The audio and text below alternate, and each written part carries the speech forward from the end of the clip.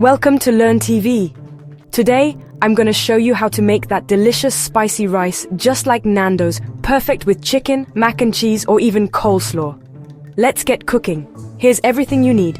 200 grams of rice, 550 milliliters of cold water, 2 teaspoons of oil, half a large onion chopped, 2 garlic cloves minced, half a green pepper chopped, half a green chili finely chopped, half a chopped tomato, half a teaspoon of turmeric, half a teaspoon of smoked paprika, half a teaspoon of salt, and half a teaspoon of cayenne pepper for that extra heat.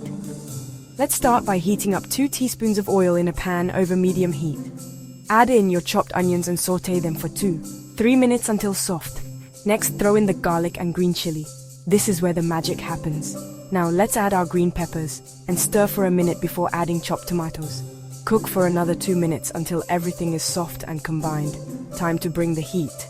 Add your turmeric, smoked paprika, cayenne pepper and salt. Stir it all together. Now let's add the rice and mix it well so it soaks up all those flavors. Pour in 550 milliliters of cold water, give it one last stir and bring it to a boil.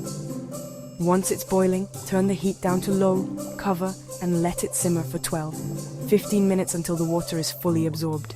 Check this out, it's fluffy, spicy and packed with flavor. Give it a good fluff with a fork and you're ready to serve. Pair it with grilled chicken, creamy mac and cheese, or fresh coleslaw, and enjoy. Let me know in the comments what you're serving this with.